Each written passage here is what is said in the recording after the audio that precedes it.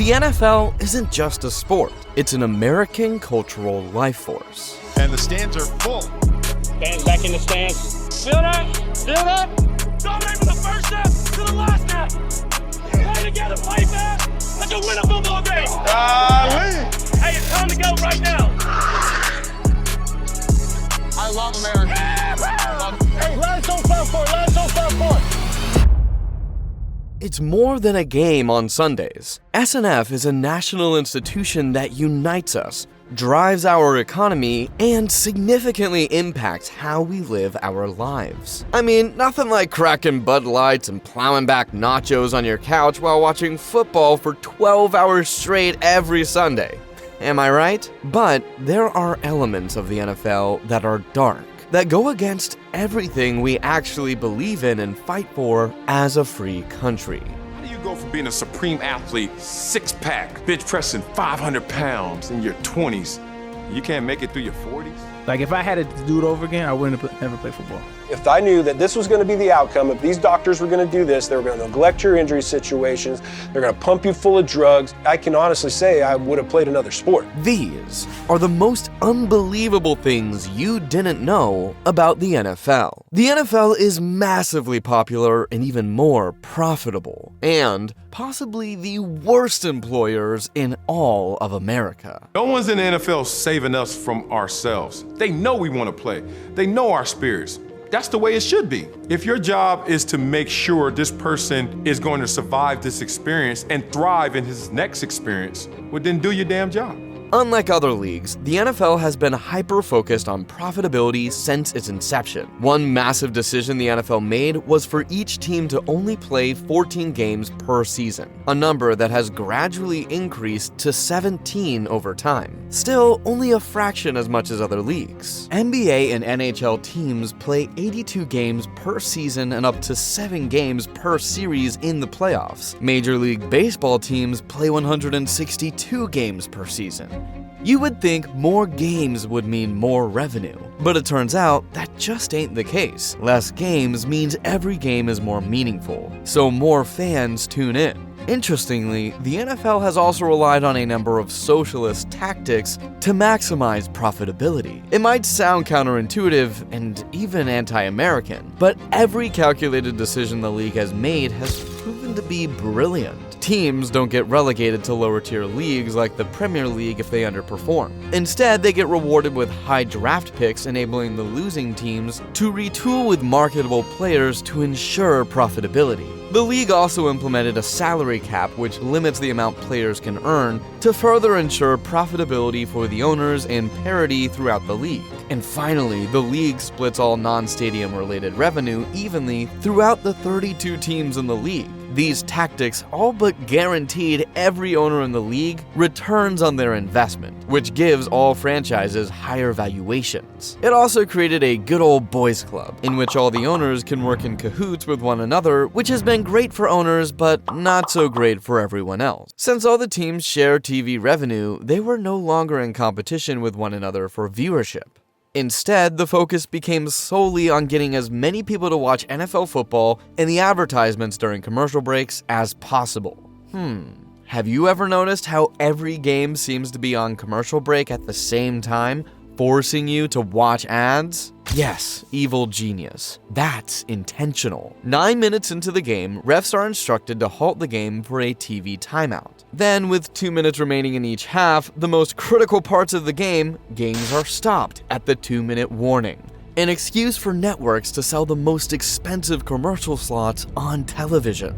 The numbers speak for themselves. The 2024 NHL Stanley Cup Finals averaged 4.2 million TV viewers per game. Not bad, right? Well, compared to their peers, it's wet steamin' dog crap. The 2023 MLB World Series averaged 9.1 million viewers per game, and the 2024 NBA Finals between the Celtics and Mavs averaged 11.3 million viewers per game. Now get this, the NFL averaged a whopping 17.9 million viewers per game throughout the entire 2023 season. And remember, we're not even talking about the playoffs. 127.3 million viewers tuned in to watch Patrick Mahomes kick San Fran's butts in the Super Bowl. Here's a list of the highest-earning sports leagues in the world by revenue in their last full season. Let's play a game. We'll quickly paint a picture of how much $13 billion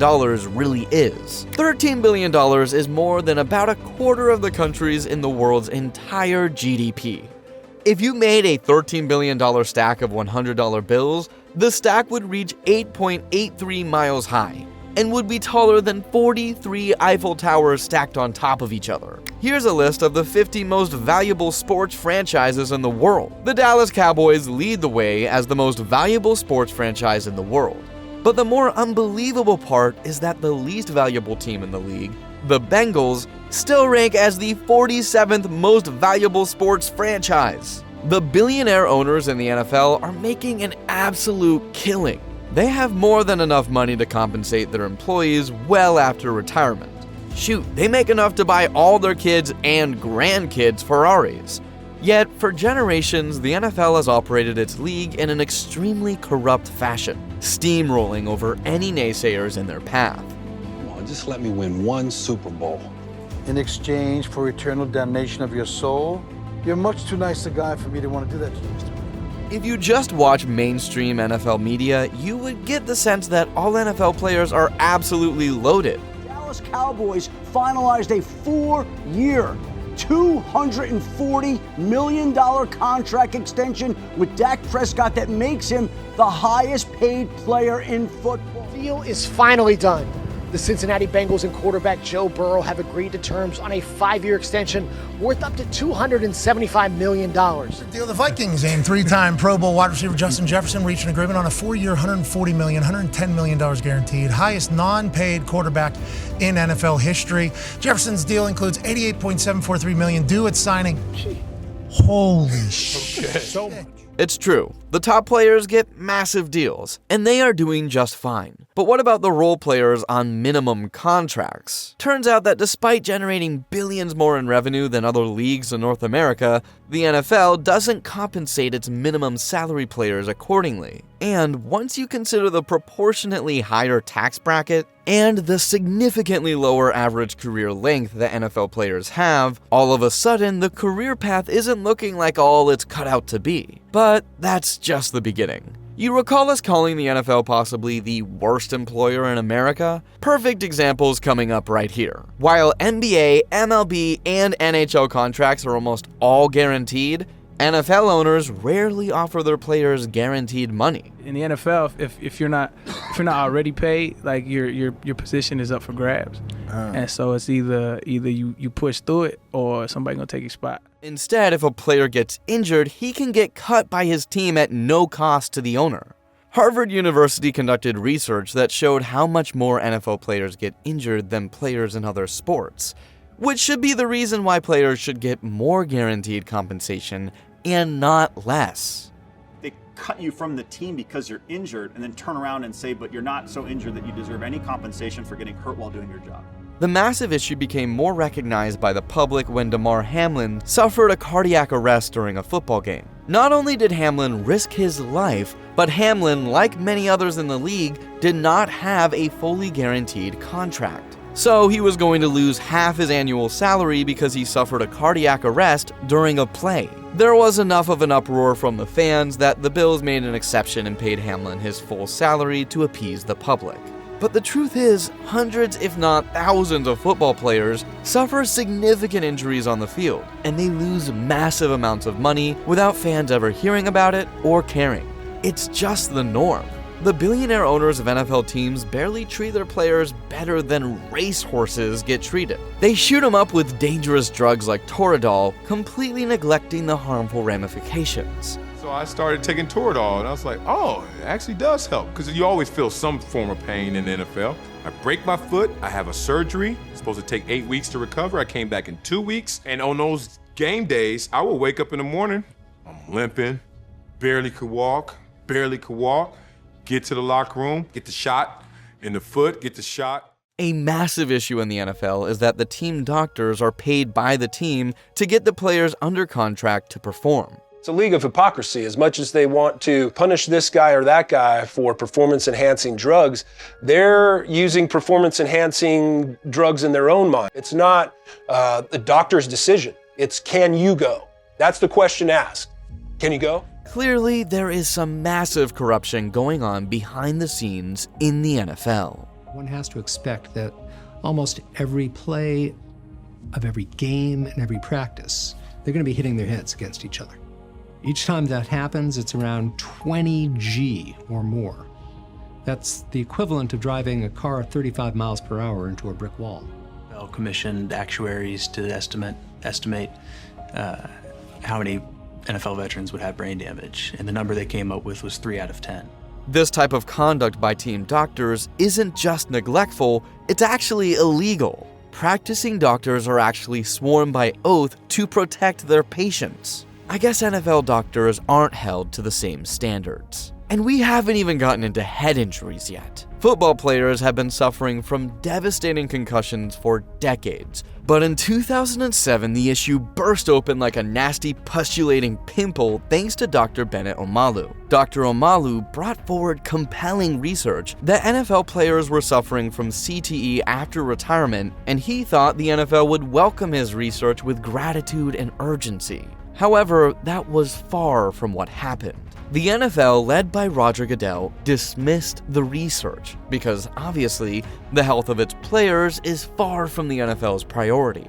The priority is stacking cash. However, after years of research on CTE by numerous doctors, the cat is out of the bag, and we know that the head injuries that are caused by playing football can ruin lives after retirement. Cases like Aaron Hernandez and Junior Seau that caused early deaths are eye-opening. For those who haven't watched the Netflix series, Aaron Hernandez was a star tight end for the Patriots, one of the best in the world at his position. However, in 2015, he was convicted of murder and was sentenced to prison. After 2 years behind bars, he committed suicide. Later on, a researcher conducted studies of his brain and said that he had the worst case of CTE that he had ever seen on a person Hernandez's age. Aaron Hernandez was only 27 years old at the time. Junior Seau, another NFL star who played linebacker for the Patriots and was a fan favorite, committed suicide at age 43 after years of behavior that didn't align with his personality from his younger days. Research showed that he suffered from CTE as well. These are only a couple of examples of how severe the impacts of CTE can be. Concussions don't just cause dizziness, sickness, and memory loss, as perceived by some. The disease can cause impulsive and aggressive behavior, emotional instability, and suicidal thoughts, according to Mayo Clinic. But the NFL doesn't want to take accountability for the fact that 30% of players retire with some form of brain damage. In fact, most players after retirement are left with no coverage or resources to continue paying for their medical bills. And these guys need coverage more than anyone. So my coverage ended, the minute I got pushed out of the locker room. I mean, the deal they offered me wouldn't have covered the cost of a single MRI. And I would have waived my medical insurance forever for a neck injury for $10,000. It wouldn't cover 10 minutes of having a specialist look at it. Once these realities all surface, it's not hard to understand why Sports Illustrated reported that 16% of NFL players go bankrupt after retirement and 78% face serious financial hardships.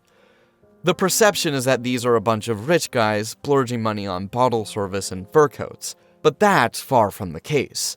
Let us remind you once again that every single NFL owner profits hundreds of millions of dollars per season off their players. There is not an owner in the league that couldn't sell their team for multiple billions of dollars. No trouble at all. And they are out here complaining that they can't afford to give players guaranteed contracts and health coverage after retirement? It's total nonsense. Yet these very well could be the most unbelievable things that you didn't know about the NFL. If you liked this video, please don't forget to subscribe to DropKick because we've got more great videos coming your way every week this season. And while you're at it, hit the like button so more NFL fans can get clued into what's really going on behind the scenes. Thanks for watching, guys, and see you next time.